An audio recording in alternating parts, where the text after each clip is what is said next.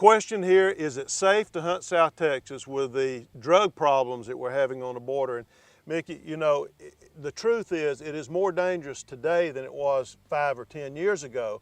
But in my opinion, an individual's likelihood of running into a problem during hunting season is so low as to be negligible.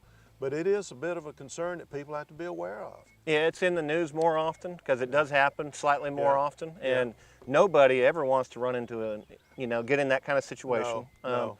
But still, during the fall and winter in South Texas, you can't imagine how many hunters are out there in the field. Yeah. And for that kind of incident to occur, it's just so rare that it is. Yeah. For me personally, it's not a concern. It's not a consideration. Right. Yeah, when I go out in the morning in South Texas, I don't think, am I safe?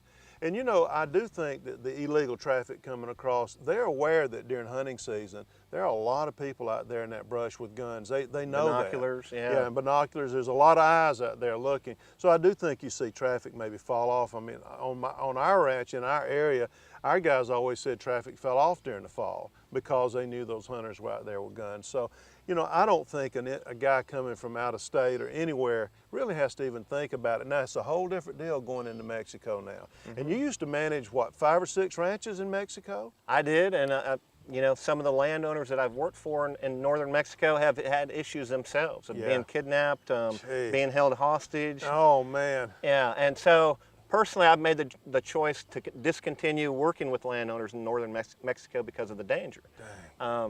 On the bright side, for hunters still interested in hunting in northern Mexico, there's a lot of bargains. There's a lot of bargains. The demand's gone down. Yeah. Isn't that a shame, though? Because that was a big industry in Mexico, and the great losers are the people that had the places, but also the Mexican people and the deer herds. The resources going to suffer. It's just like South Texas. It's just got the river on the north side instead of on the south side. Exactly. The habitat's similar. Yeah. In fact, it's less populated than South Texas, so there's advantages over South Texas to hunting in northern Mexico. Right. And generally speaking, I found the deer populations down there were a little bit lower, and in some cases there was better top end deer, and there was some good deer in northern Mexico. But that industry's pretty well dead for the moment, isn't it? Yeah, it's really been hit hard because of this drug trafficking and fear people have of going into northern Mexico and hunting. It's really been hit hard, and ranches have been sold, and it's a shame too because without that income, the deer herd's not being managed as well. And we know that if a resource doesn't have value, it's going to suffer. Yeah. And that's the reason that hunters are so important to the wildlife resources in this whole country, not just in Texas.